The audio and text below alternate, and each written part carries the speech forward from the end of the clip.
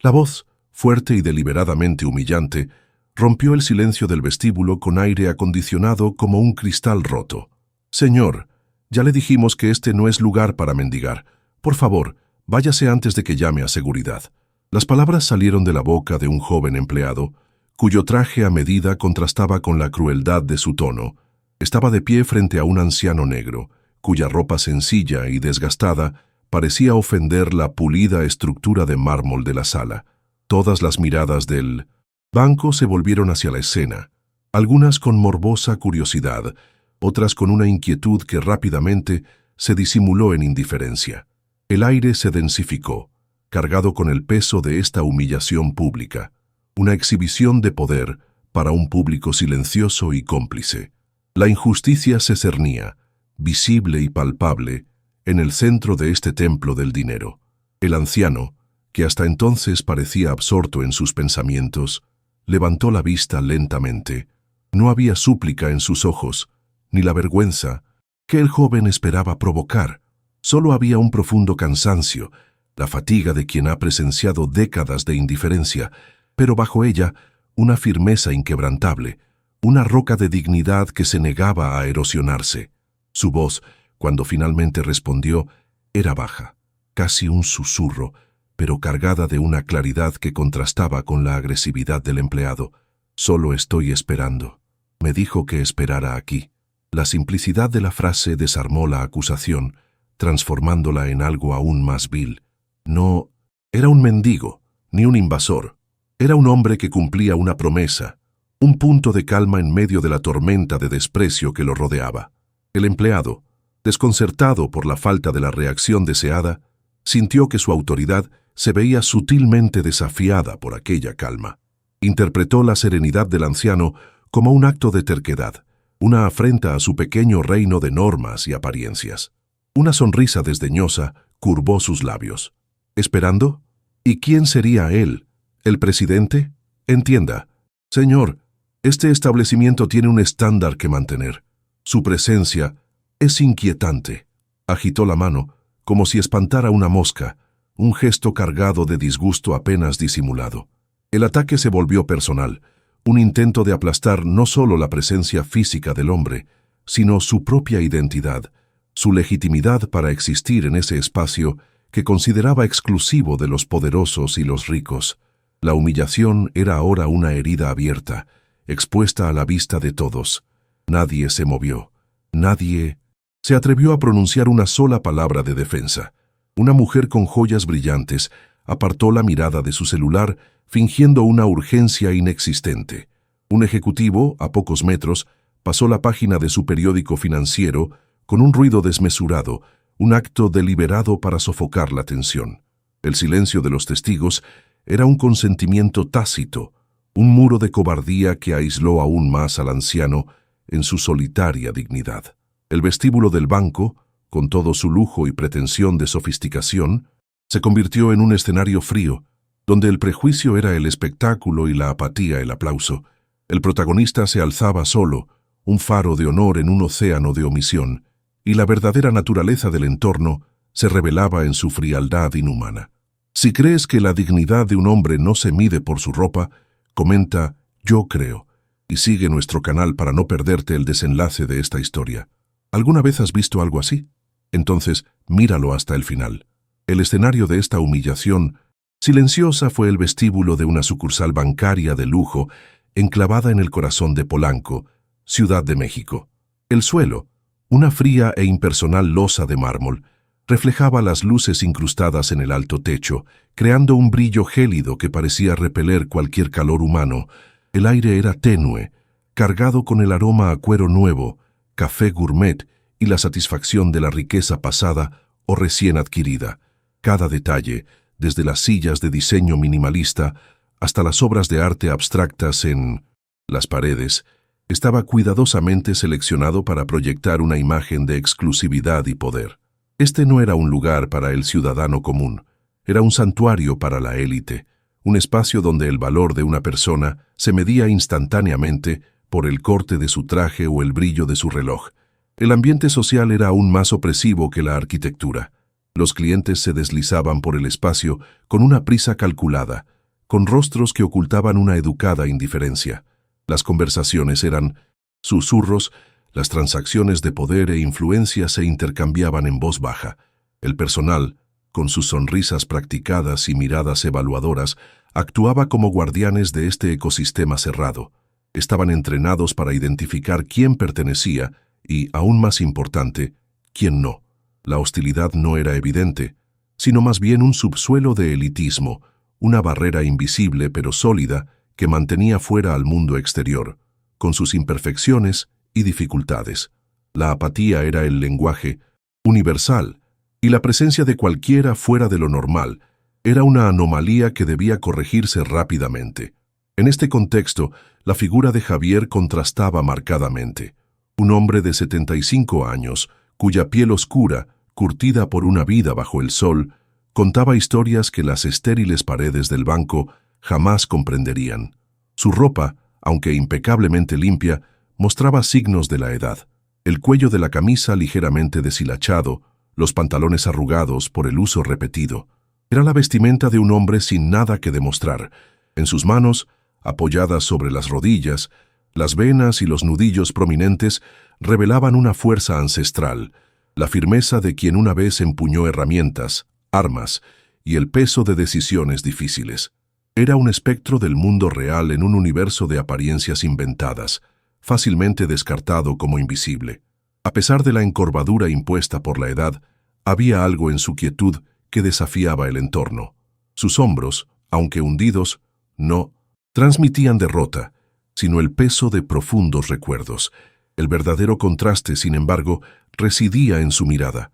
Sus ojos, oscuros y penetrantes, no vagaban con ansiedad ni buscaban aprobación.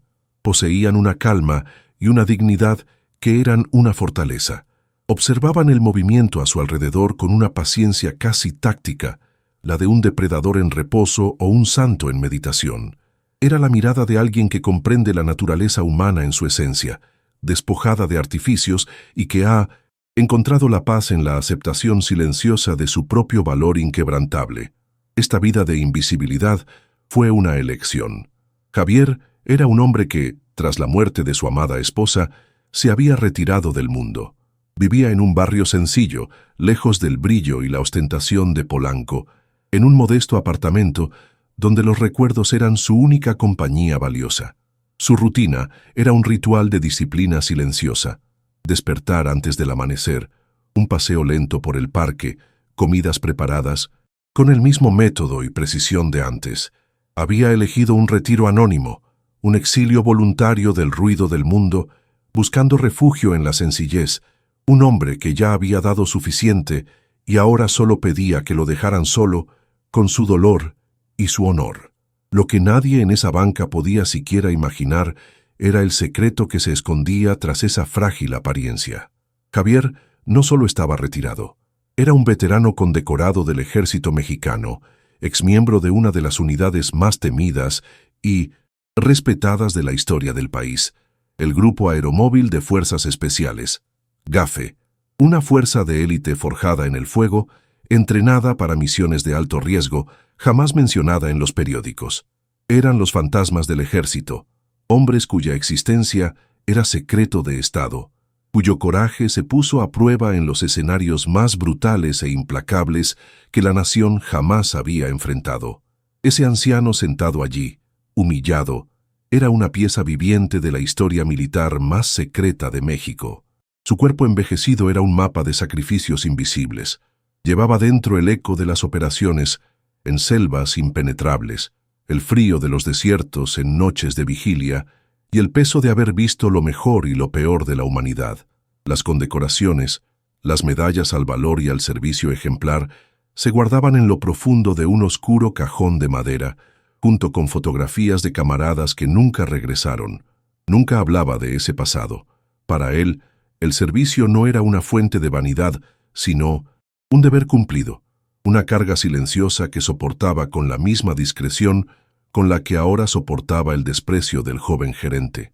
La gloria, para Javier, era un asunto privado entre él y su conciencia, El pilar que sustentaba su existencia era un código moral forjado bajo la más estricta disciplina militar: el honor. Para Javier, el honor no se encontraba en insignias, uniformes ni reconocimiento público. Era una cualidad interior, una brújula moral que guiaba cada una de sus acciones. Era la integridad para cumplir la palabra dada, el coraje para afrontar el peligro sin fanfarrias y, sobre todo, la dignidad para soportar la adversidad sin desfallecer. Creía que el valor de un hombre no se medía por lo que poseía, ni por cómo lo percibían los demás, sino por la fortaleza de su carácter cuando nadie lo veía.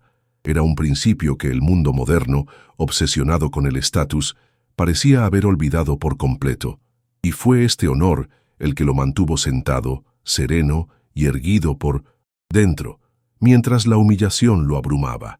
Su silencio no era sumisión, sino la máxima manifestación de su fuerza. Era el control de un guerrero. Reaccionar con ira, alzar la voz o defenderse, sería validar la agresión del gerente, rebajarse a su bajeza. Al permanecer callado, digno, Javier libraba una batalla en un plano que su atacante era incapaz de comprender. Protegía su integridad, el último bastión de su verdadera identidad.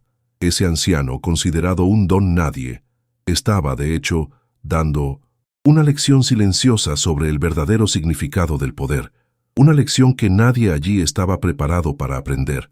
El subgerente Ricardo era la personificación de ese ambiente, un hombre de 35 años que ostentaba su autoridad como un traje caro, convencido de que le confería un valor intrínseco.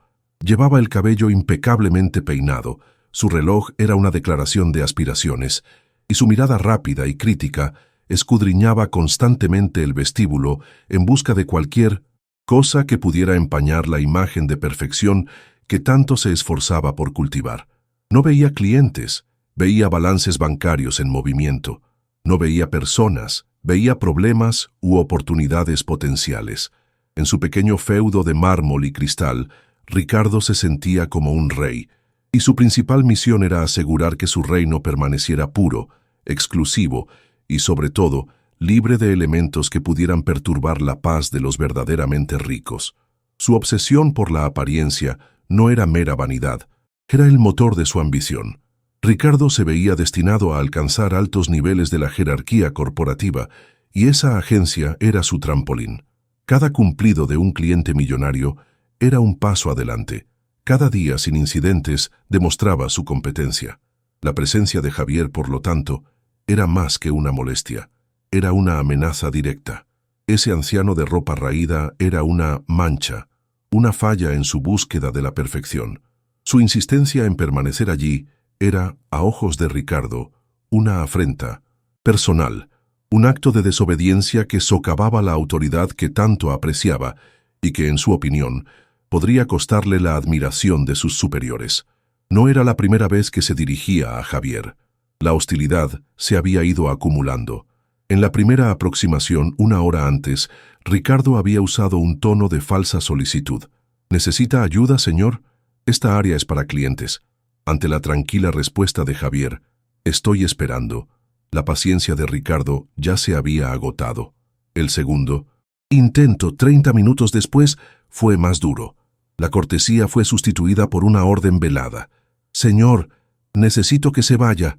No puede quedarse aquí. Cada vez, la respuesta del anciano era la misma, mansa y firme, lo que solo avivó la frustración del subgerente, quien vio que su autoridad era ignorada. Ahora, por tercera vez, Ricardo marchó hacia la silla de Javier con la paciencia completamente agotada. Sus pasos eran rígidos, el sonido de sus costosos zapatos resonaba en el tenso silencio como martillazos. La profesionalidad en su rostro era una máscara agrietada, revelando la ira y el desprecio que se escondían debajo. El ambiente en el vestíbulo cambió al instante. Las conversaciones susurradas cesaron. Los celulares se bajaron. Todos presentían que el prólogo había terminado y que el acto principal de esta cruel obra estaba a punto de comenzar. La indiferencia dio paso a la anticipación colectiva, una curiosidad morbosa por ver cómo esta afrenta al orden del lugar sería finalmente aplastada. De pie frente a Javier, mirándolo fijamente, Ricardo proyectó su voz para que todos pudieran oírla con claridad, convirtiendo el enfrentamiento en un espectáculo público. Señor, esta es la última vez que le advierto. Si no se va por voluntad propia, me veré obligado a expulsarlo por la fuerza. La amenaza flotaba en el aire, cruda y brutal. No había más eufemismos ni falsas cortesías. Era un ultimátum, una línea trazada en la arena de mármol. Era la voz del poder contra el silencio de la dignidad. Y Ricardo saboreó cada sílaba, sintiendo el peso de su propia importancia al pronunciar la sentencia final ante su público de clientes privilegiados. Como una señal divina de su arrogancia, una clienta sentada cerca, una mujer adornada con perlas y desdén, añadió su propio veneno a la situación. Con una voz aguda y cargada de disgusto, le comentó a su amiga, pero lo suficientemente fuerte como para que Ricardo la oyera. Qué absurdo dejar entrar a gente así. Es una completa pérdida de clase. Las palabras le resultaron a Ricardo como un tónico, la validación del mismo público al que más quería impresionar. Era el permiso social que necesitaba para abandonar cualquier atisbo de decencia. Un destello de satisfacción cruzó el rostro de Ricardo. Ya no estaba solo en su juicio. La voz de la élite había hablado, confirmando sus acciones y absolviéndolo de cualquier crueldad. Ahora era el protector del buen gusto, el guardián de la exclusividad. Sintiéndose plenamente reivindicado, su postura se volvió aún más rígida y arrogante. Ya no era un simple empleado que cumplía órdenes, era un héroe de su clase, defendiendo el santuario de la invasión de los indeseados.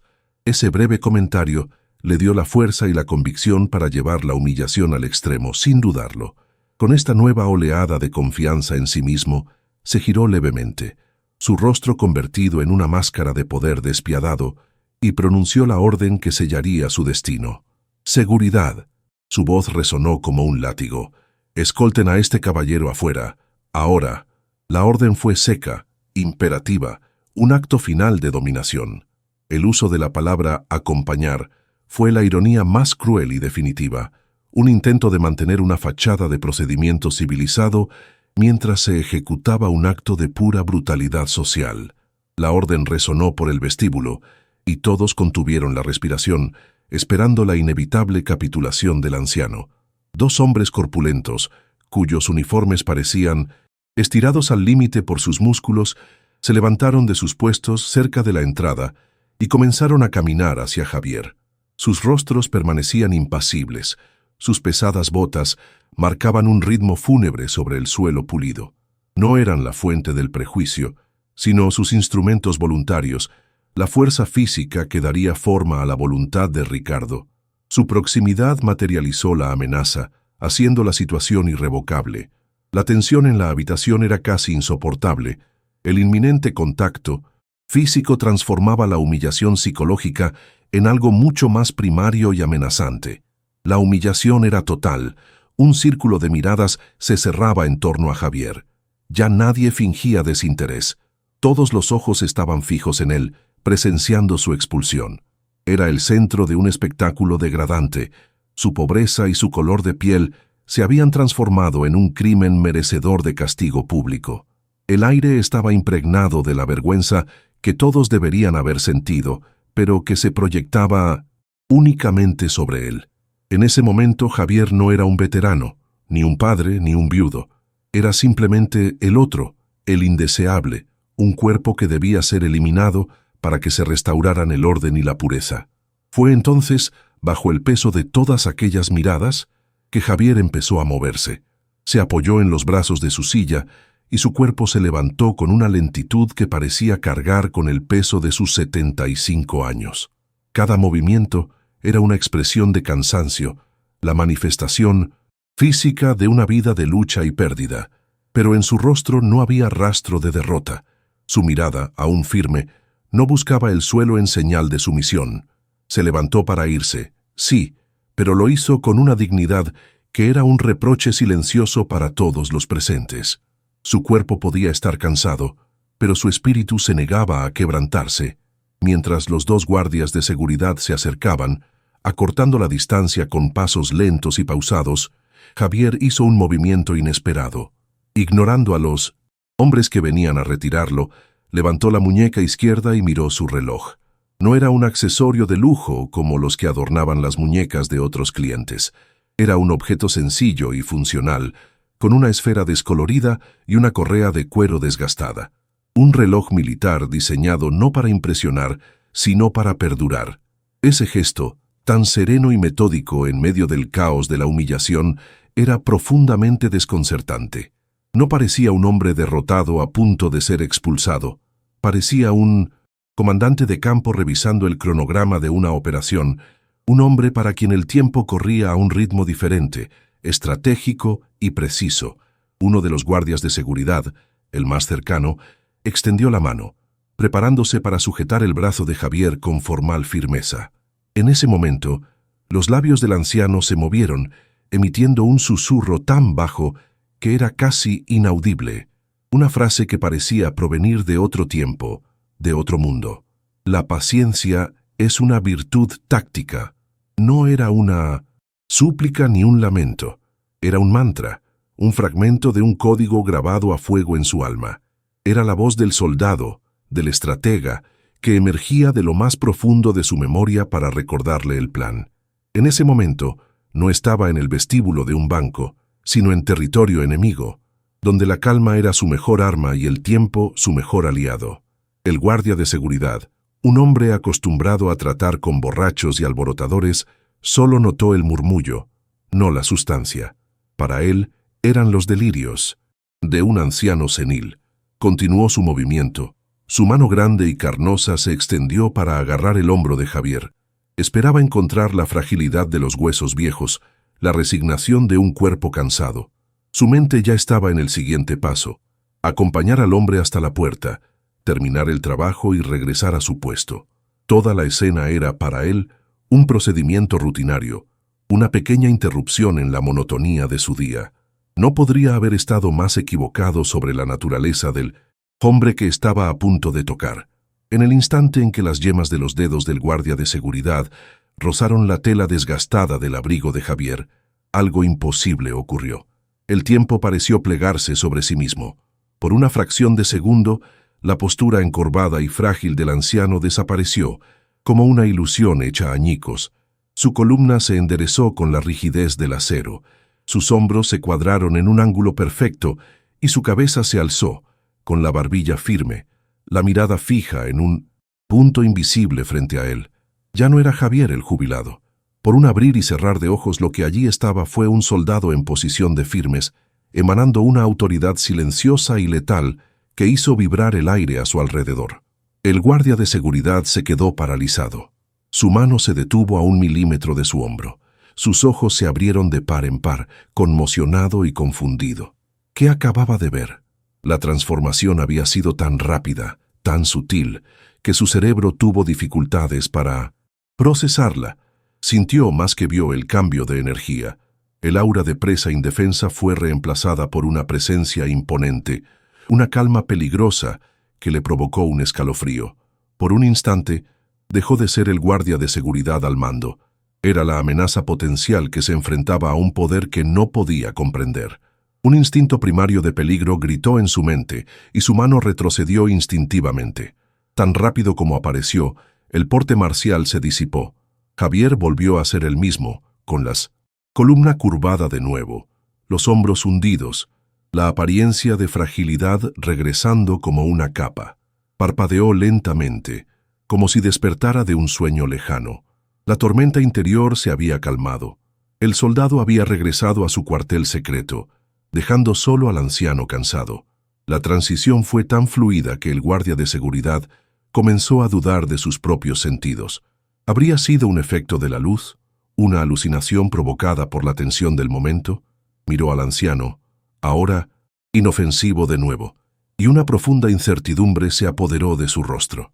Ricardo y los demás espectadores, situados a una distancia prudencial, no notaron absolutamente nada. Para ellos, la pausa del guardia de seguridad fue una simple vacilación, quizá un intento de ser más amable con el anciano. Solo vieron lo que querían ver, un anciano indefenso que finalmente era retirado. La sutil y aterradora demostración de poder era un secreto compartido solo entre Javier y el hombre que se atrevió a tocarlo. La ironía era abrumadora. El acontecimiento más significativo de esa tarde, el atisbo de la verdad tras la máscara, era completamente invisible para quienes se consideraban superiores y observadores. La ceguera del público era la verdadera oscuridad de aquella sala. Observaban el drama superficial, satisfechos con el guión que ellos mismos habían escrito. El anciano sería expulsado, se restablecería el orden y podrían volver a sus asuntos importantes. La historia de la humillación parecía encaminarse hacia su conclusión lógica e injusta. No percibían el cambio en la atmósfera, la electricidad que ahora crepitaba en el aire, la sensación de que el suelo bajo sus pies estaba a punto de temblar. Veían un final, sin percatarse de que, de hecho, estaban en el silencio que precede a la avalancha. El suspenso, ahora, era de otra naturaleza. Ya no se trataba de si el anciano sería expulsado, sino de qué significaba realmente el tic-tac de su sencillo reloj. La paciencia de Javier no era resignación, era una cuenta regresiva. Cada segundo de humillación que soportaba no era una derrota, sino tiempo ganado, una pieza movida en un tablero que solo él podía ver.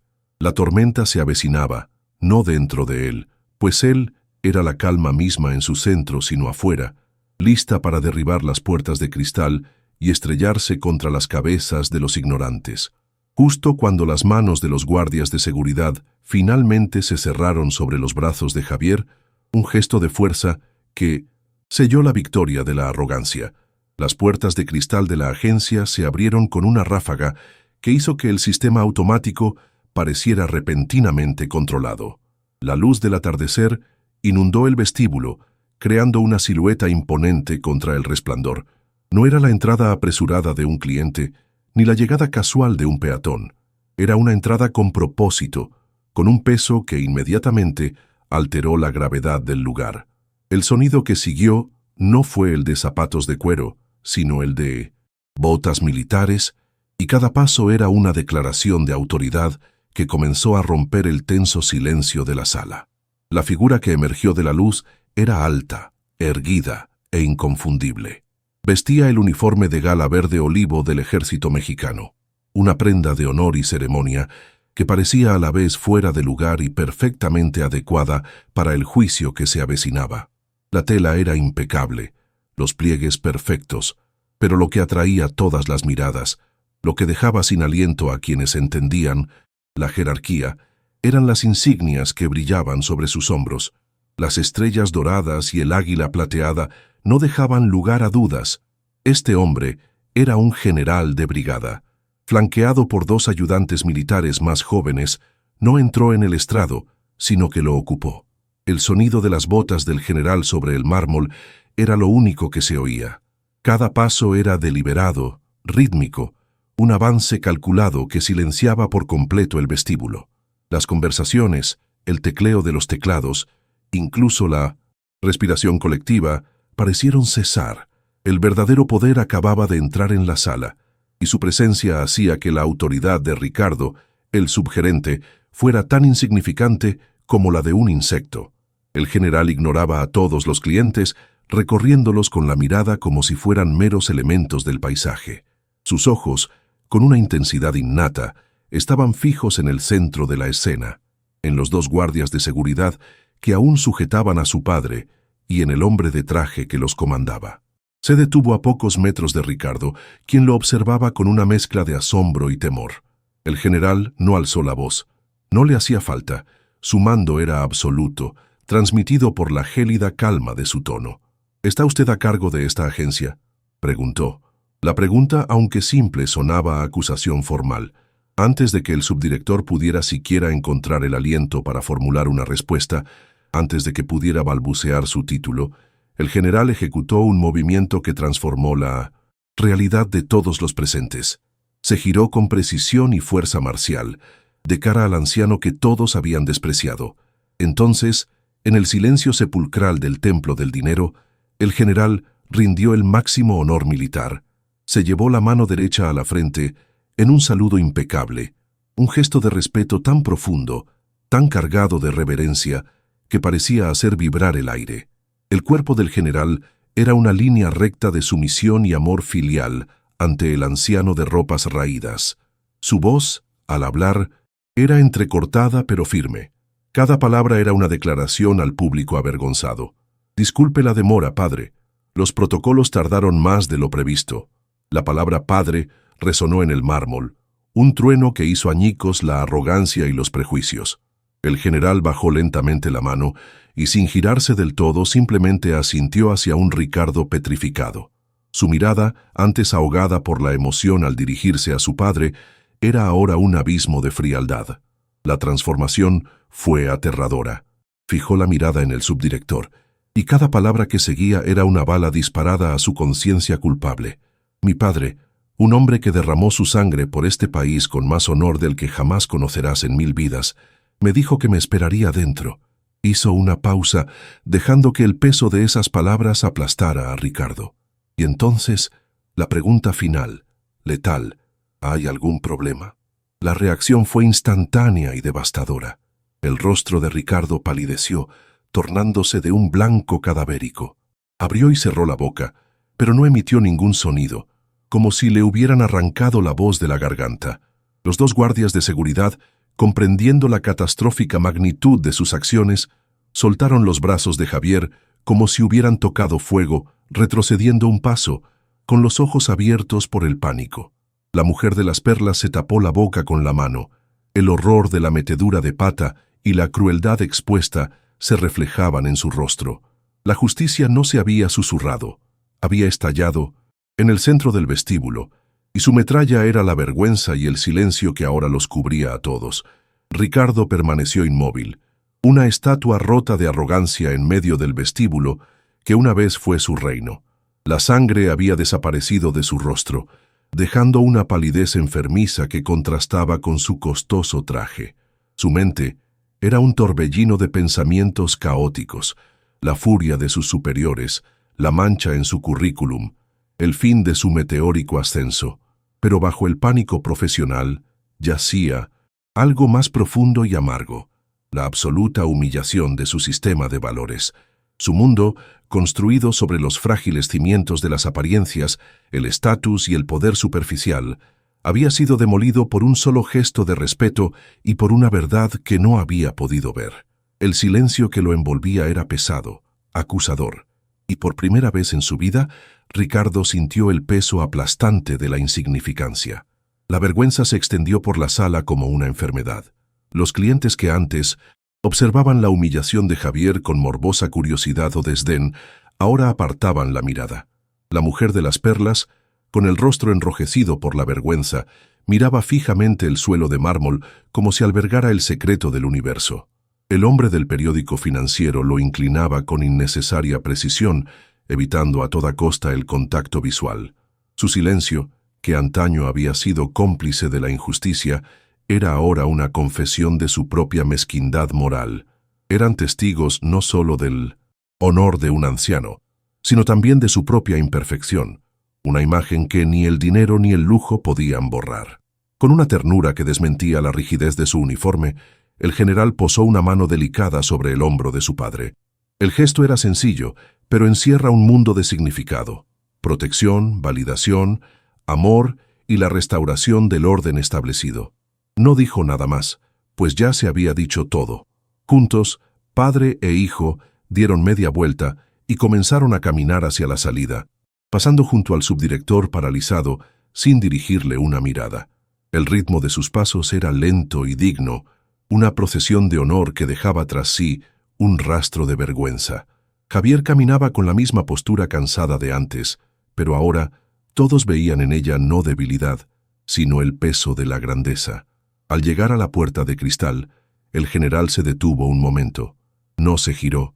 Su mirada permaneció fija en la calle, en el mundo real que existía más allá de esa burbuja de prejuicios, dirigiéndose a Ricardo, pero hablando de forma que todos los presentes oyeran y no olvidaran, impartió la lección final. Su voz era baja, sin ira, pero afilada como un bisturí. Aprende a reconocer el valor de un hombre. Algunos uniformes son invisibles. La frase quedó suspendida en el aire, un epitafio para la arrogancia de Ricardo y un espejo para la ceguera de los demás. Entonces, él y su padre cruzaron la puerta y salieron a la luz del sol. La escena final fue silenciosa y conmovedora.